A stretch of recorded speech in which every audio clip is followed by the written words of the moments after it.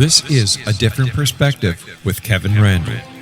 A retired U.S. Lieutenant Colonel, Kevin Randle has been studying UFOs for nearly 50 years.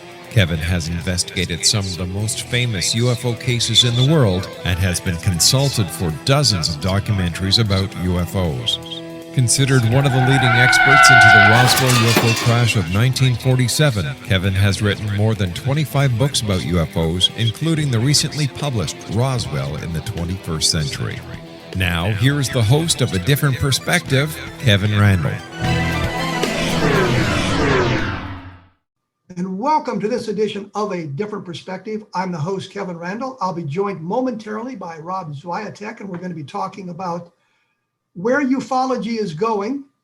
But before we do, I just wanted to make some comments. I've heard some people respond to my displeasure with the way things are in the publishing industry, I guess we would say. People can review a book and have it published for all the world to see. And I understand, and I'll say this once again, I understand that you could write the best book in the world. There's going to be people who don't like it. And there's going to be people who love it. You can see it in the dichotomy of the reviews. What I object to is people who give bad reviews to books, who don't bother to read them, that just don't like the topic, don't like the cover of the book, don't like the author. One guy in a review of one of my books was annoyed that the book came in a damaged state. The cover had been bent or something. Like, I'm responsible for that. I had nothing to do with that, and yet he's downgrading the book because he didn't like the condition it was in. Somebody else complained there weren't enough pictures in one of the books. And I'm thinking, pictures, what are you? In kindergarten, you need pictures for a book? You're lucky there's any in there. If I had my way, there'd be a lot fewer pictures in the book.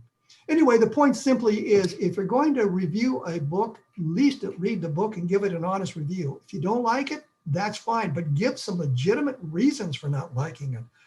Not that there weren't enough pictures or something like that. But we'll move on from that. As I mentioned, Rob SWIATEK is my guest, and he has told me that he would like to do his own biography, his own introduction. So Rob SWIATEK, take it away. Wow, you were serious about that. Thanks, Kevin. Thank you for inviting me on the show. It's a pleasure to be on here at the beginning of the year. It's always great. Yeah, I will give just a brief bio because I've been on your show a few times and I think people have heard the old bio. And so nonetheless, it hasn't changed too much. I'm basically have a background in science and earth science and physics. And I spent my career at the United States Patent and Trademark Office in Virginia. And concurrent with my employment with the patent office, and even before that, I was interested in the UFO subject. So I've been in it, maybe not as long as Kevin, but I came in at the end of the 60s, and I've been involved ever since that point, one way or another, either in research on my own, but most of it with nonprofit UFO organizations, beginning with the Fund for UFO Research.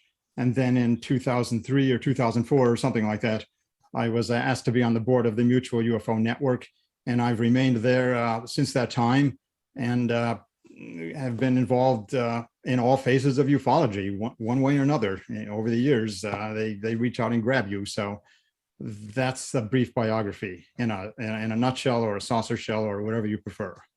Well, have you done any personal investigations in the field work? Gone out to investigate sightings? I haven't actually been a field investigator. Actually, early on with MUFON, yes, I did some actual investigations.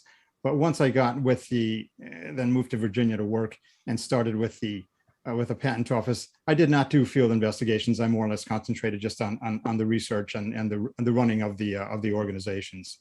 Well, when you say research, what exactly did that entail? Well, the research might involve being on site in Roswell on the crash site, or the debris field, whatever it's now being called. I was there. I have interviewed dozens and dozens and worked with dozens and dozens of abductees or experiencers over the years for the ambient monitoring project that was a part of the Fund for UFO Research and the UFO Research Coalition. So yes, I'm dragged in that way in that kind of research. Then of course I've done my own through studying files and and individual reports to give talks and things like that. Well, I think one of the things we miss in UFO research that we don't do properly is look at the old files and look at the information that has been gathered by so many different organizations, be they governmental or private. I, going through the Blue Book files, find some very interesting cases by going through those files that just people have overlooked. And I think that's an important part of UFO research now. In today or in the past, it should have been an important part of research. What do you think? I agree with you 1000%. I've done the same thing in my life, and it really disturbs me when I see people, and I'll name some names here, Lou Elizondo, for example, or Avi Loeb, who seemingly, Avi Loeb has said he doesn't want to be bothered with old sightings. And okay, he deigned to look at one or two of the old sightings, and he couldn't explain these one or two he chose. But basically he said, I don't want to have anything to do with old sightings. That's ancient history. Don't bother me with that. I want to start off anew on that. And I got the same kind of feeling about this from Lou Elizondo when I spoke with him, and when I have since heard him speak. I don't think he knows anything about what transpired sightings-wise in the UFO field since 1947. And yet, as you say, it's vitally important to study these old sightings, because it's amazing how some very obscure details continue to show up year after year after year, and indicative, to me at least, of a real phenomenon. Well, I know when I spoke to Avi Loeb, and I pressed him on that point about looking at some of the old sightings and thinking that there's some very good research that has been done. Granted, a great deal of the research done, especially by the civilians, even in the military for that matter, wasn't all that great. They were all kind of locked up in their own bias. I think some of the military people were of the attitude, well, there's nothing here and I can't understand why I'm wasting my time. In fact, one of the last cases in the Blue Book files, if you read the case, the major who was conducting the investigation, you can see in his report that he was just annoyed at having to investigate this UFO sighting. But I can kind of understand where Loeb's coming from, because he's kind of looking in a different direction for the information. He's looking outward, away from Earth, at the objects that are transiting the solar system, looking for the thing like that came through the solar system a couple of years ago. He's looking for more of those sorts of things. And the UFO phenomenon, as it has been collected in the past, doesn't really address that. So I can kind of understand that attitude. But since then, he's also, as you said, kind of looked at some of this stuff. And I thought maybe looking at cases like Levelland, where you have the object interacting with the environment through the electromagnetic effects, may provide some clues that would be necessary and helpful for his study. I would completely agree. And I'm not saying there's 100,000 cases that are on the level of Levelland, if I can say that, but there are dozens and dozens and dozens that have received competent investigations over the 7 decades now of UFO reports that one can fall back on to ascertain, at least in your own mind, whether or not something is going on here that's not prosaic or not meteorological or hoaxing or whatever. That's a real unknown phenomenon. In my case, it's in my opinion, it's an unknown phenomenon that's got an intelligence behind it. But that's, I think, what the reports would show you. Well, is there a specific case that you find particularly persuasive? Well, yeah, that is a good question. There's not just one case I fall back on. I point to a panoply of cases like the Levelland cases, the Father Gill sighting, for example, the Socorro case, the Delphos case, the Trans-en-Provence case. On and on, Rendlesham, on and on we can go with the litany of cases. But all these things take time to look into and to read about, and so it's far easier to just have done with it all and move on to just what you want to study and not have anything to do with history. Well, I think my audience is probably well aware of what Socorro is. They're being browbeaten by Levelland, by me repeatedly. Of course, they look at the Roswell case. What about the Father Gill case? I don't think we've ever really discussed that here. And can you give me a little bit of background on the Father Gill case? Yeah, the Father Gill case occurred, I think it was in the summer of, very late spring of 1959, early summer of 1959 in Papua New Guinea. I think you're probably familiar with that, at least, Kevin, where over the course of several days, an Anglican priest at a mission there along with many of his congregants, I guess might be a good way of putting it, observed objects very close to the mission, hovering above the mission for at least hours at a time, and maybe 500, 600 feet up in the sky. And clearly beings could be seen on the outside perimeter of this sort of circular discoidal object. They were fiddling around with instruments, the lights were shining up in the sky. They waved it down at the people at the mission, who waved back at them, and there was sort of a visual communication, if you will. And 2 nights this occurred, I think, with the object that had the beings on it. But there had been lead up in sightings before that as well on other parts of the island. Anyhow, I just think it's not everyone would agree with me, I'm sure, but the testimony of the people who were there was consistent. It was obviously multi-witness sighting, very close up. And the reputation of Father Gillen, and he vouched for his parishioners, all those reputations were very good. So it's another brick in the wall of great cases that, in my opinion, show that we're dealing with a very, very unusual phenomenon. I look at multiple chains of evidence when I'm looking at a case, and it sounds to me like in this case we have a single chain of evidence, which is merely the testimony of the people Correct. who witnessed it. It didn't land and leave landing traces. There were no photographic pictures. What other kind would there be? Pictures taken. There were no instrument readings available. So you've got just the testimony of the witnesses. And to me, that would make it a little bit of a weaker case, simply because you don't have these additional factors. Well, of course, most cases that have been investigated by NICAP and MUFON and APRO are either single or multiple witness cases without other lines of evidence, as you put it. That's just the way the world works. The cases where they leave physical evidence either on a person's body, or they affect an automobile, or leave marks in the ground, are rarer. But yeah, obviously there's far more to fall back on those cases to show that something truly odd occurred. Well, the cases you mentioned all had some of the multiple chains, except for the Father Gill case.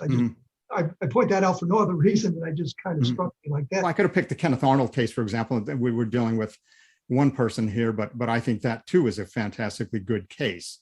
And but let me interrupt, because we're not really dealing with a single person there, because there was a guy named Fred Johnson. Oh, Johnson. Okay, yeah, you are correct. And he reported an electromagnetic effect with his sighting, which took place within minutes of the Arnold sighting. So you've got independent witnesses with an electromagnetic effect. So I think that makes it a little bit stronger case. Yeah, Johnson, I think his name was, just a great witness in that sense. But even Arnold by himself, if we didn't have the second witness who came forth sometime later, I just go, I think Arnold was a man of truth, and what he had to say about the sightings and how he approached the sighting, looking out the window of his aircraft, pulling the window down and everything like that, and his very precise description was a nice lead-off case for the UFO subject. Well, and I would argue one other point on the Arnold case is that when he was interviewed by Davidson and Brown, the military officers from 4th Air Force, he asked them about some of the other cases, and they talked about the Rhodes photograph from Phoenix on July 7th, and showing what it looked like, and it looked an awful lot like his initial description of the objects he had seen. So, there we have another point of, I guess, evidence helping with that specific case. Correct. Yeah, these heel-shaped objects, to this very day, they still sort of show up in sightings. And this kind of thing particularly intrigues me because another weird type of case that I've lately been trying to collect examples of, but they occur throughout UFO history, are objects that are seen, hopefully by multiple witnesses in a lot of cases, but sometimes they're not, are objects that are shaped like crystals or faceted gems, this type thing. Well, let me interrupt you. Let me interrupt you there, because I'm going to have to take a break. And when we come back, we'll talk about that. I noticed a trend toward triangles, so I think that's another thing that we need to discuss, where ufology is kind of going today. For those of you paying attention, This is A Different Perspective on the X-Zone Broadcast Network. I'm here with Rob SWIATEK. As you can see, we're practicing social distancing to keep it all in proper perspective. We will be back right after this, so please stick around.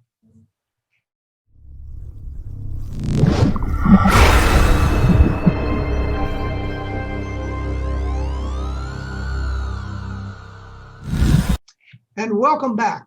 I am again Kevin Randle. I am here with Rob SWIATEK. We are talking more about history of ufology than I really kind of planned on. I was going to go more toward where the trends are going in ufology today with some of the things that are going on with Congress and the federal government. But when we went away, we did sort of move in that direction. Rob, you were going to talk about a trend you saw where the objects being reported are more crystalline shaped or crystal-like. Yeah, crystal shape might be a good way of putting it. They're not always transparent, but these kind of objects have shown up again from the dawn of the UFO age. They're rare. I'm not going to say that they're common or frequent or anything like that, but they're more than just triangular objects, Kevin. They tend to be faceted objects like octahedrons, eight-sided things with tops and bottoms, or prismatic type objects.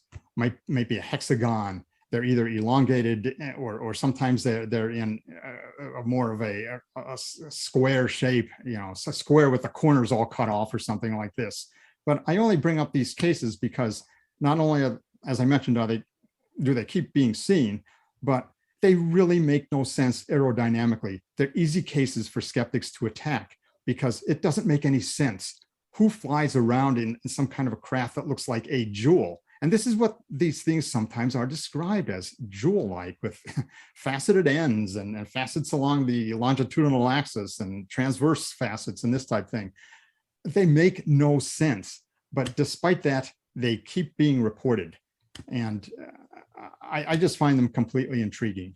Well, could that be a matter of perspective where the witness happens to be standing and where the object happens to be, they're getting a bizarre perspective of what the craft really looks like? I don't know how many perspectives, you can look at a cube, but you can't make a cube into an octahedron, with planar and oblique faces on them.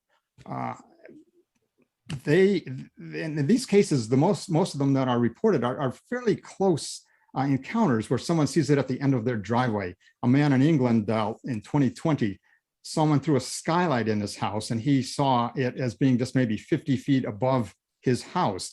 That clearly described the number of faces and the way this thing looked. And then it just wasn't there. He went to get a camera or some damn thing and he came back, and of course it's then going to be gone. But he was close enough to distinguish a square or sphere from something that had looked like a diamond set in a ring, this type thing. Believe me, Kevin, I can't say I can make sense of these cases. I merely point them out to you. Well, I would ask, how big was this object we saw? Well, I had a little thing on this case I was going to look at, but rather than just tie everybody up, it was a number of feet in diameter, 5 to 10 feet in diameter. It was very close to his window, or right above his house. It was large enough for somebody to be inside, is what I was getting at. Well, I don't know, but 2 feet. I wouldn't. Yeah, I don't know if it was large enough for a person to fit inside, but it wasn't a miniature thing, 2 or 3 inches long. It had a number of feet along its major dimensions. Some years ago, people saw one at the end of their driveway, and this thing was 15 to 20 feet long. It was more elongated, cigar-like, with actual facets around the sides and on the ends. Did it just disappear too, or did they this one actually just navigated off and flew away, and it disappeared over a tree line or something like that. And these witnesses, I think, were coming home from someplace, or they just stepped out on their driveway to get into their car. But it was another close range sighting.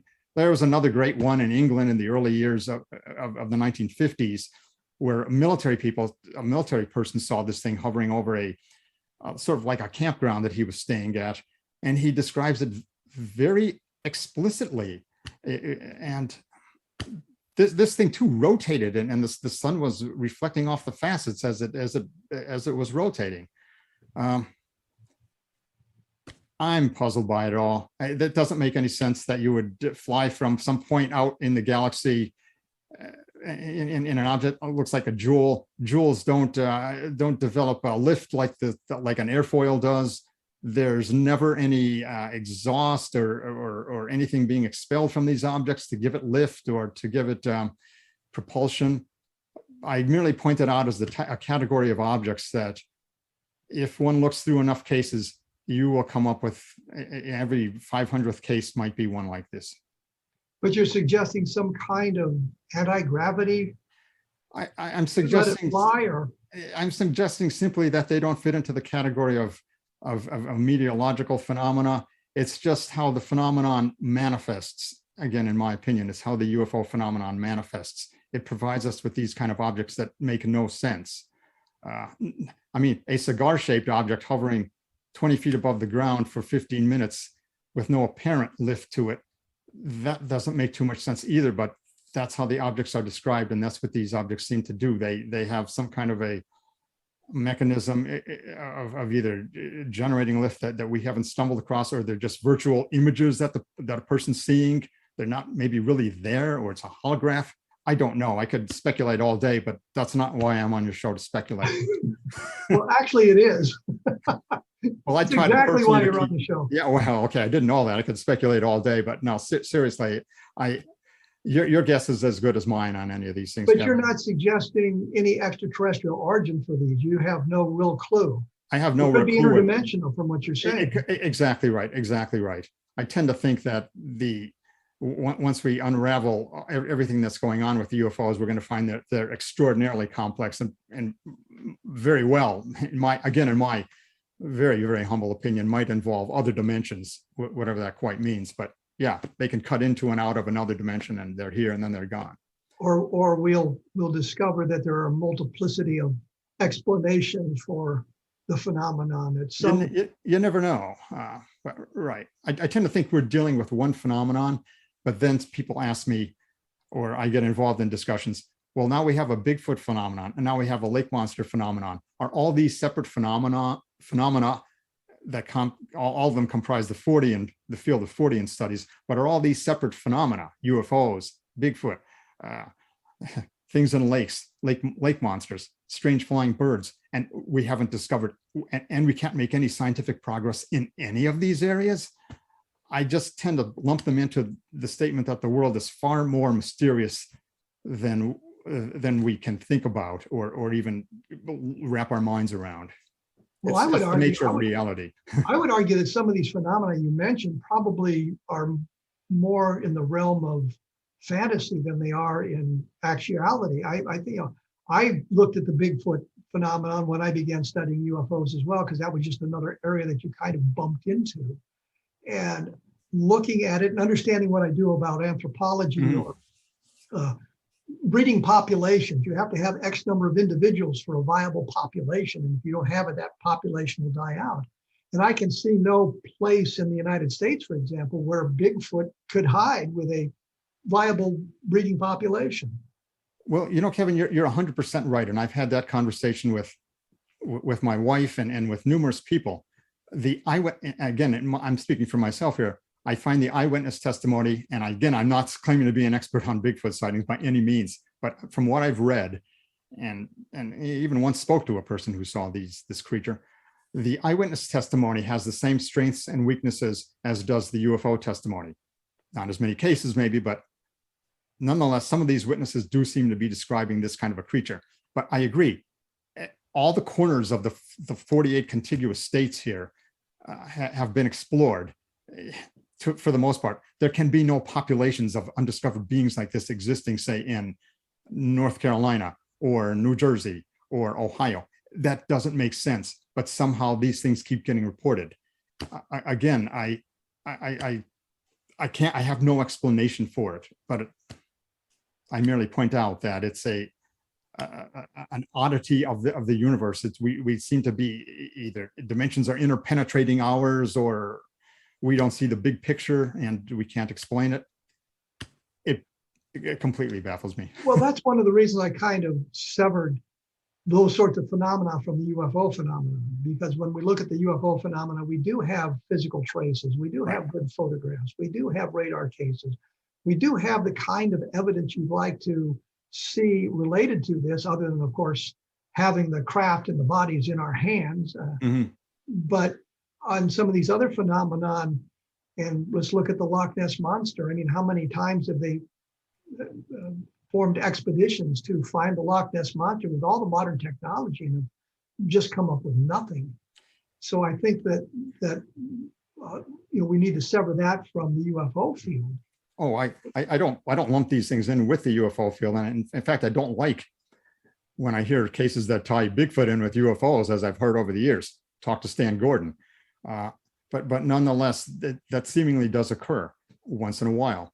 With regard to Bigfoot, Henry Bauer of the University of Virginia would beg to differ with you on the Loch Ness Monster, but that's another story that we don't need to get into. But well, I know there would be, there's advocates in all these arenas, and I think that we have to look at that, and I don't think we should point a finger at a single scientist and say, well, you're crazy because you believe this. That he may have good reason for believing it, but without having a chance to sit down and discuss the evidence specifically, you have to say, well, I'm not convinced that they exist. And that's one of the things I've done with cattle mutilations over the years. I've been a big advocate for the fact that the cattle mutilations are all terrestrially based. There's no extraterrestrial component in it. But periodically I revisit those kinds of things to see if there's something new in that field that I have missed, or some new evidence that has been presented that suggests maybe there is an extraterrestrial component to it. Well, there's a component there, whether it's whether it's extraterrestrial or interdimensional, I don't know. I recently went through the Skinwalkers in the Pentagon book. Have you had a chance to read that one yet? No, I haven't looked at that yet. By Lakats, a fellow named James Lakatsky, George Knapp, and Colm Kelleher, all of whom were involved with the Bigelow and the AAW SAP, whatever they're calling it now, which was the predecessor to ATIP. Lakatsky was the first director of that advanced studies into UFOs there that were funded by the government. But nonetheless, that book is very disturbing for some of the reasons that we've just been speaking about. It very explicitly ties in very odd goings on, not only at the Skinwalker Ranch, but at other places. And those tie-ins are with UFOs. And I was kind of disturbed to read how some of these things, some of these cases transpired, and what happened to even the guy Lakatsky, who was the head of this project, when he went out to the Skinwalker Ranch. Again, very explicit measurements were taken in some cases, and they describe tests that were done to grow seeds and all these kind of things that Bigelow conducted using the $10 million he got from the DIA to look into the UFO connection. But I found it to be an eye-opening book in that regard. I was infuriated by some other aspects of the book, but I think it is worthwhile that all people who are serious researchers in the field should give this book a look-see. It's a pretty easy read, and it's not a very long book, but it's got some, it's at least the true story of the DIA investigation into UFOs, well, of which Elizondo had a tiny part. Well, that kind of leads us to the next question I hadn't really thought about, but I'm sure you've read Jacques Vallée's book on Trinity, the world's best kept secret, or a little kept secret, or a secret we have in a sack or something. I haven't actually read that book, but yes, I'm aware of that case. I know what you're talking so you about. don't, so you really don't have an informed opinion. Well, I have an informed opinion only because the main witness in that case. Well, let's hold that off for just a moment, because I have to take a break here. Kind of transitioning into the next segment is what I was doing there. Mm-hmm. For those of you who are paying attention, I should point out there's some very good programs on the X Zone Broadcast Network, and go to the X Zone Broadcast Network website at xzbn.net, and you can scroll down the list of programming and you'll find many things that will be of interest to you. I think you should take a look at that. And of course, a different perspective is among those programs. I also should point out that we mentioned briefly Level Land, and I've talked about Level Land on the program, and my book on Level Land dropped, as they say now in the world, on January 6th. And this is a look at not only the Level Land sightings in depth with a lot of new information, but it's also a kind of a compendium of this whole electromagnetic phenomenon beginning in 1909 the sighting in England and culminating in some of the more recent sightings that involved animals and things like that. I'll be back right after this with Rob SWIATEK, so please stick around.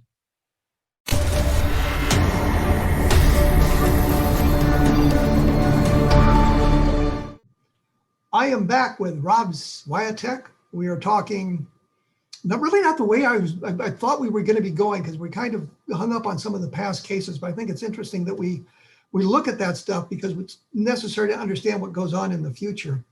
And when we went away, we were beginning a discussion of other aspects of this. We were going to talk about, well, you had an opinion, I guess I should say, kind of meandering around here, an opinion of the book by Jacques Vallée of the UFO crash in San Antonio, New Mexico in 1945, near the Trinity site. And you said you hadn't read the book, but you had some thoughts on it? No, just one tiny thought, and I'm not going to characterize the book or say anything one way or another since I haven't read it. But this case somehow came across the transom of the Fund for UFO Research, or came across the transom of Don Berliner, who was the chairman of the Fund for UFO Research at the time, in the earlier years of this century. So I'm talking 2002, 2003, something like that. And I remember a series of emails going back and forth. They either came into Don and he forwarded them on to me, or to some other people in the fund. And I recall, going through these emails, and what subsequently turned out to be the witnesses involved in these cases were the witnesses that are involved in this book. And just at the time, I was very skeptical about what they had to say.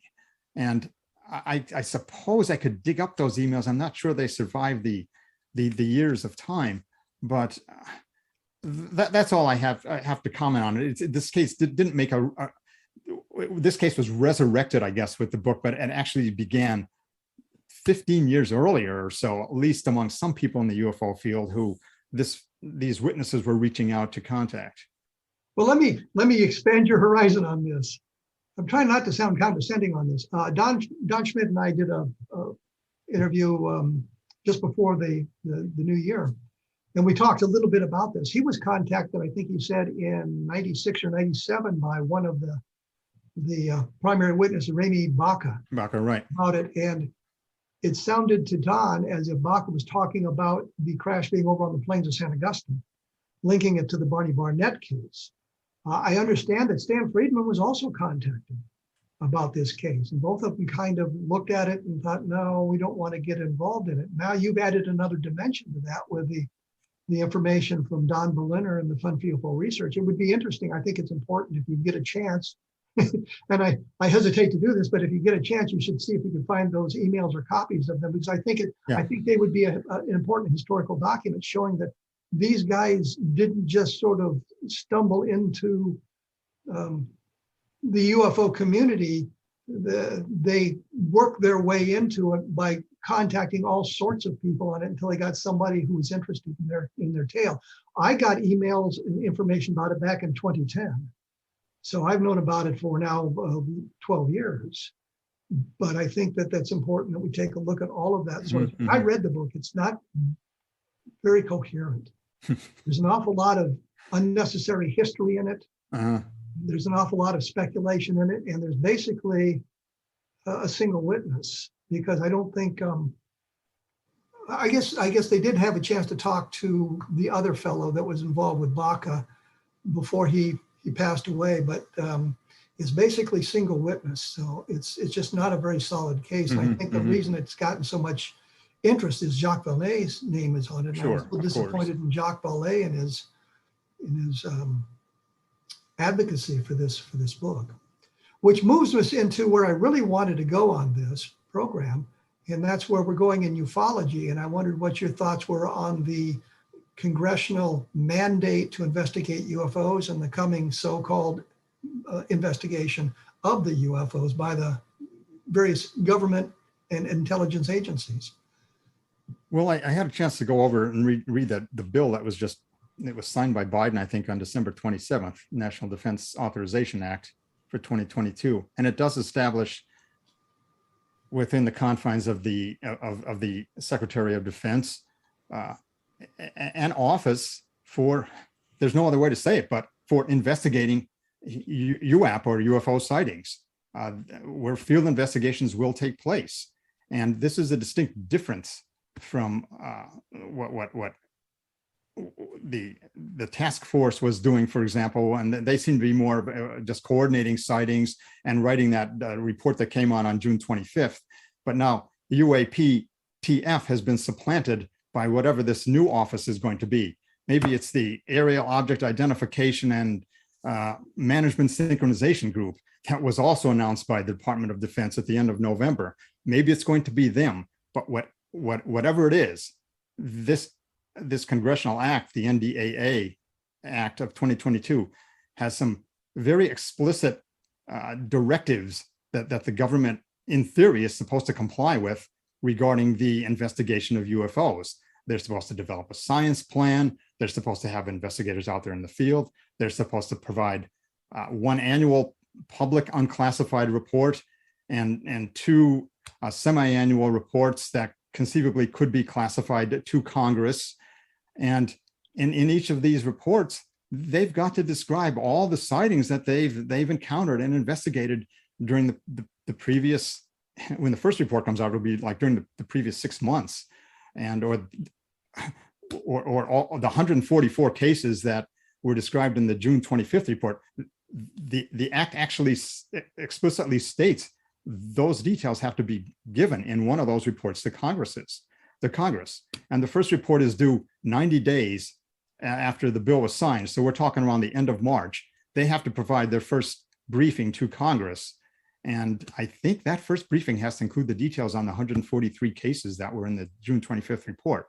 So the mandate that Congress has given the Defense Department with regard to the UFO subject here is more than just a 9-page report. They actually have to go out there and bust their tails looking into sightings. And Congress wants even details on efforts to, the word is capture. That's the word they use, capture some of these objects.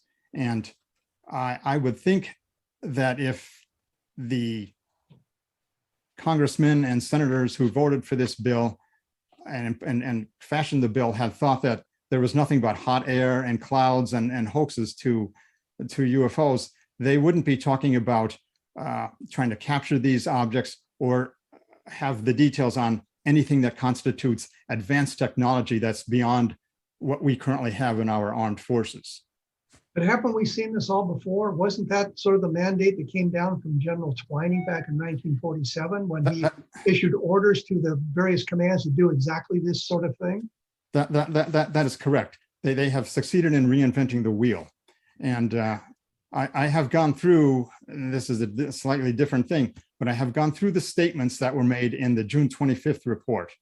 And there is nothing new in that report that wasn't said 70 years before by General Twining, by General Shulgin, by assorted people in the Air Technical Intelligence Command and AMC in official reports that were classified at high levels. Almost no point in the June 25th report was there a statement made that didn't have a correlation or a correlating statement made 70 years beforehand. I stand prepared to, read those quotes or some of them, but I mean, they are there in black and white. And you know them as well as I. I've made that argument for months. And the other thing that I noticed in the June 25th report, which I always link to the Custer Massacre, because I think of both of these things as great disasters. The June 25th report to Congress plus the Custer Massacre. The one thing I noticed, it also called for another report to be made 90 days later, but that report never surfaced. There was never another report made 90 days later. Well, what Congress says and what the DoD does may be two completely different things. And I'm completely prepared to hear them somehow twist their way out of having to give details on all these cases and present very finely granulated reports on what's going on with the UFO phenomenon. But nonetheless, that's what the law currently is asking the Defense Department to do. Whether or not they comply is another situation, another story. Well, I think they can comply, but what they're going to do is invoke national security. And what, if I understood the report or the directions, they're only going to gather military reports reported by military pilots and military personnel, not civilians. So that that's correct. Absolutely. A really great sighting by a group of civilians is going to be ignored by them. Well, yeah, it will be ignored, but that's why nobody should put all their eggs in one basket with respect to what the government is going to do with respect to the UAP phenomenon here, or the UFO phenomenon here. And in my estimation, we're only going to get answers from this that we can trust and get the transparency that we want if this thing is done in the civilian community and in the scientific community outside of the government. Yeah, we might need to contact them about some stuff, but I look upon it, anything we can get from this mandate by Congress for the DOD to look into UFOs, and anything we can get regarding sightings is gravy. I will take it. It's like if a person came up to me on the street and handed me $1 and said, "Oh, here's $1 for you, Mr. SWIATEK." I will probably take that $1, even though I really don't need it. But yeah, I'll take $1 if you want to come up and give it to me. So if the Defense Department wants to give information on these cases, I will gladly suck up this information and use it to try to understand what's going on.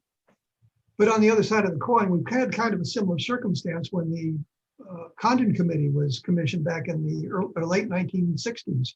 The University of Colorado civilians were supposedly going to look at UFOs, and they had access supposedly to all the government documents and everything else. And yet we find that there are cases that they were denied simply because of the umbrella of national security. I think of the Belt, Montana sightings in 1967 around the missile silos there.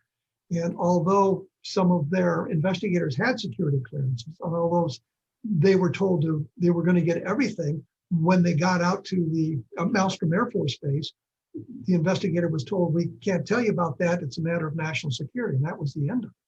And I think that's what we're going to see here, is they're going to invoke national security and say, "Well, we've got some great cases, but we can't tell you about them because there's national security issues in them."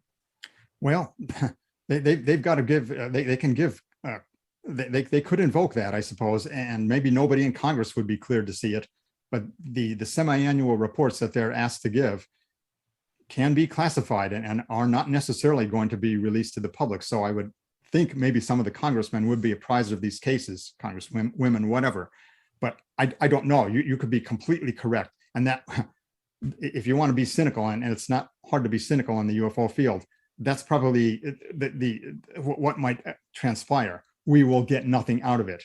But I would hasten to say that in 2021, MUFON, for example, received over 5,000 UFO cases, of which a percentage of them were investigated and found to be unknowns. So I say to them, you can keep your damn sightings. You know, we really don't need the government investigators. We need them to investigate threats to our airspace and to flight safety.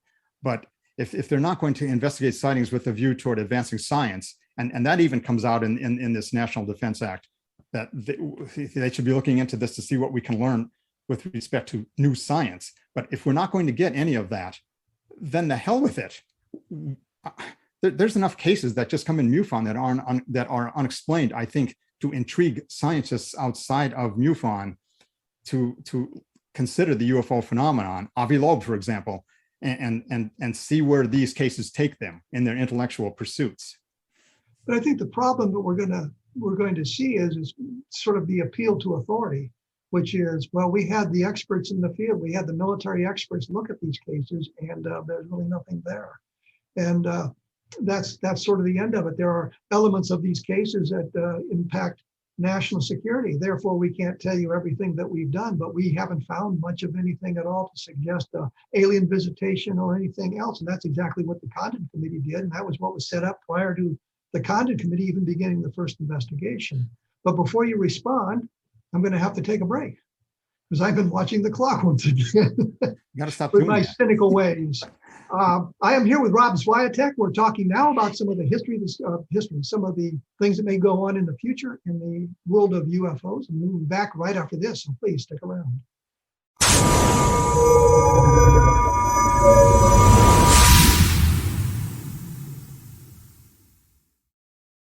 And I am back with Rob SWIATEK. I think when we went away, I was being somewhat cynical and he was being a little bit optimistic about what's going to be happening in the future with the congressionally mandated UFO investigations.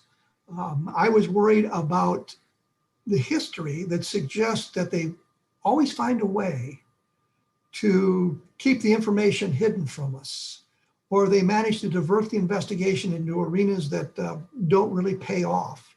And when you get into the points of national security, and again, the Malmstrom Air Force Base, and for those of you not familiar, UFO was seen over one of the missile fields, the Minuteman missile fields, and shut down 10 missiles from outside, which supposedly was impossible to do. And yet somehow the 10 missiles in this one flight were all shut down at the same time, which suggests an outside force of some sort could influence our capability to respond if it was necessary.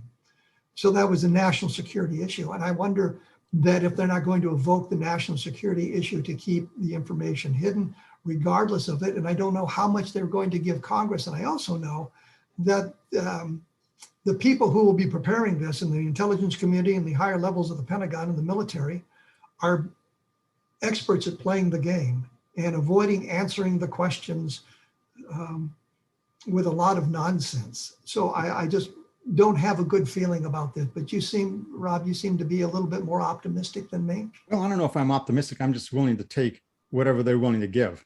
I probably would tend to err on the side of cynicism and say that it wouldn't at all surprise me if they were to adopt that course that you just described. However, the cat is out of the bag with respect to the government and UFOs. The cat was out of the bag in 1948 when these top secret, in some cases, documents describe things that were well beyond the capability of aeronautical science back in 1947 and 1948. And then we come out with this report last year in June that echoes the same statements, updates it 70 years to say that the objects are still managing to elude our best technology, show up on sensors. They could conceivably constitute scientific advances that we don't yet have in our arsenal. They can then turn around and say whatever they want, that it's just hoaxes, it's just misidentifications of known objects. The fact is that these documents explicitly describe a phenomenon that continues to elude our best flyers and aviators. So I would argue this point with you, though. Some of the cases that you mentioned from 1948 in the estimate of the situation, I'm sure you're referring to, which were very puzzling back then for those people, have turned out to have very mundane and prosaic explanations. I think of the Charles Whitted case, and I know Jerry Clark and I argue about this periodically. Right. I believe that's a bowline. Very, very bright meteor that confused the pilots, Childs and Whitted. We have the Zond 4 reentry from 1968, I think it was, where some of the same things were described. The cigar-shaped craft with the square windows and the fire trailing out the back that was described by Charles Whitted. And the Zond 4 case shows us that people misperceive these things. And I can understand how it happens when you look at some of the way things break up when they re-enter the atmosphere. So I think that when we say, we had these top secret cases back then that showed manufactured objects that move beyond the capabilities of our manufactured objects, I think sometimes that might be a misperception. Well, possibly so. I would fall back to say that some of these sightings were multiple witness sightings. Some of them did show up on radar. Some of them were close range sightings seen through theodolites or telescopes describing what seemed to be clearly manufactured objects. And the military top people had access to these cases, or they knew about these cases. There was a briefing before the Air Technical Intelligence Center at Wright Pat in 1952. And none of the people who gave the briefings are familiar to me, their names. Someone tried to obliterate them from the document, but I can see them dimly through. They didn't succeed, let's put it that way. But anyhow, they gave briefings on the UFO subject. And the majority of cases that they were speaking about in that briefing, they had several hundred cases. They said that they couldn't explain. And the briefer said, we have run up against a completely blank wall on these sightings. Now, these people weren't idiots, Kevin, and you know that. I mean, we're talking, we still knew how to build aircraft in 1952 that could fly at least twice the speed of sound. So we did know something about how aviation and technology works. And I cannot for the life of me ever, I'll use the word believe. I don't like using that word, but I can never accept that or believe that there were no good cases back there that they couldn't explain.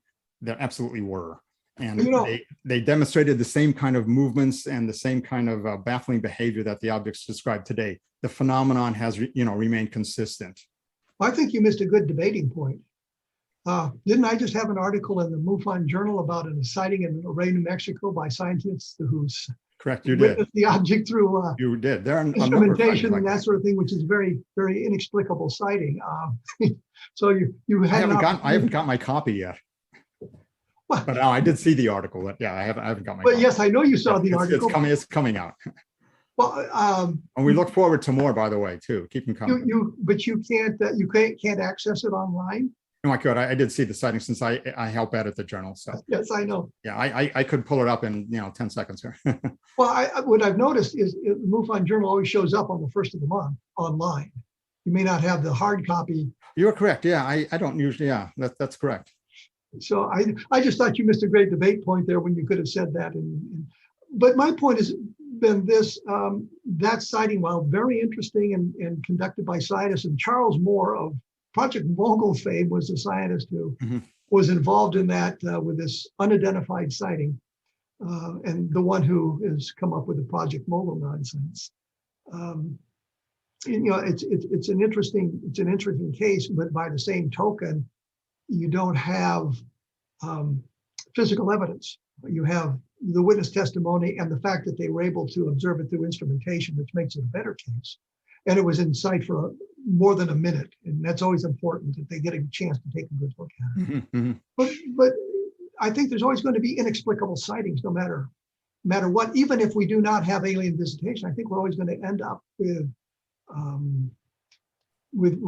inexplicable sightings, because there's always going to be maybe a key element missing from the descriptions or the information provided. Yeah, certainly true. Certainly true.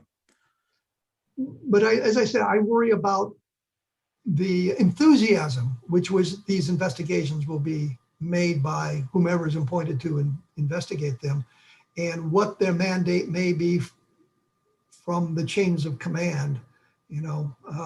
At one point they were supposed to be making good investigations of UFOs through Project Blue Book. And I think when Ruppelt was there, that's exactly what happened. He tried his hardest with the resources he had to make good investigations and gather the proper data. But after he left, it became more of a debunking outfit. Yeah. And I can see it devolving into the same sort of thing once again by those who, for whatever reason, don't want to see more information about UFOs or better information or more authoritative information about UFOs. Well, again, that's not going to surprise me at all if it turns out that way. But nonetheless, if through my own, when I give talks or when I appear on your radio show here, and if I can persuade anybody in the mainstream community that there's something worth looking into in the UFO subject, then I will have considered my time spent to be well spent for the past 50 years in the UFO subject. But ultimately, it's going to have to be I'll reiterate it, the civilian scientific community and engineering community and academic community and intelligent people outside of the military who are going to have to get involved in the UFO subject if we ever hope to, quote, solve it, unquote. I think it's already solved in the sense of it being a non-human intelligence, but really to peel off the layers of this thing and figure out what's going on. Because for the points you enunciated, I'm not sure we can ever really trust the government. Hopefully we can trust them to be looking into cases that involve our national security. So at some level, even if I never hear about some of these sightings, I hope that they're taking them seriously. And if it is a threat to this country, be it a Soviet or Chinese threat, a Russian or Chinese threat, or even an extraterrestrial threat, that they are looking into these things and taking the steps needed to try to counteract this phenomenon, if indeed it's a threat. I look at a case that was just from January 3rd of this year, where a photograph or video was taken from an airliner over Georgia of some lights, just some lights. Some people think it's a reflection, and some people think it may be something other than that, which is not to me the important point. The important point was the captain of the airliner refused to make a report to the FAA. And I think he feared the ridicule factor, or his role being diminished in his environment because he had reported a UFO. I don't know how they're going to overcome that. Well, not all the pilots do that. There was a good video that was filed with MUFON, taken by the captain of an aircraft, a commercial airliner. I think it was in December of 2020 or something like that. A 50-second video of what appeared to be a cigar-shaped object flying a number of thousands of feet below his aircraft. He took it with his cell phone through the window of the airplane. Again, it seems a very peculiar object, but he filed his case with MUFON, and the case received an investigation. So obviously not every pilot is going to not this pilot also made the report to MUFON. My point is he didn't make it to the FAA. He didn't make it to his corporate headquarters. He made it to MUFON anonymously. Well, that may be, but the case still is getting an investigation, and the details of his case, sans his name and personal details, could very well then be the basis of a study, something that appears in a magazine in general circulation. So the point is, his case is out there in the public, regardless of whether or not he chose to report it to the FAA or his airline or the. But I think you missed my point, and it's simply that there's a hesitancy by those people we would like to have involved in this to get involved in this. You know, here's a pilot, he doesn't want to really get involved with it, but he gets the information out there. The problem is, if we don't know who the pilot is, we don't know the airline, we don't know some of those details, then that case becomes less credible.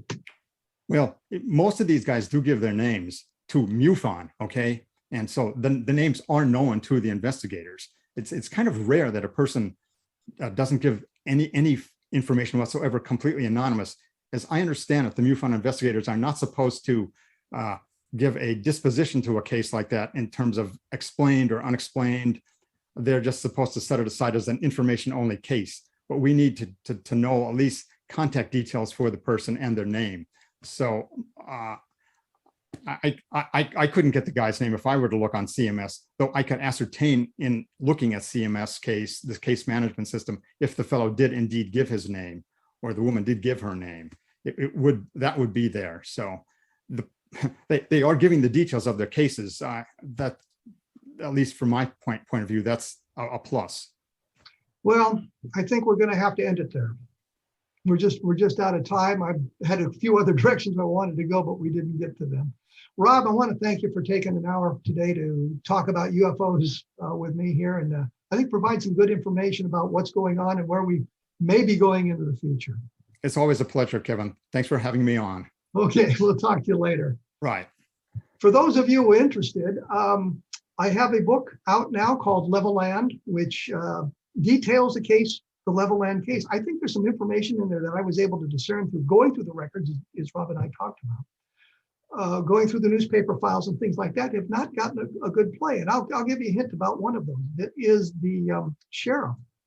When he was interviewed by the Air Force, said, well, he just saw a streak of light in the distance, as recorded in the Air Force file.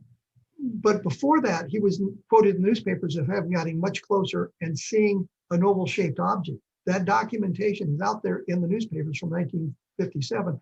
And later on, Don Berliner, who Rob mentioned, also talked about the sheriff getting closer and seeing an object like that. So I think you need to take a look at Level Land if you want to get an idea of what these electromagnetic effects are about and how that works. Project Moondust, which is a book I did a couple of decades ago, actually, have been updated and be out in March.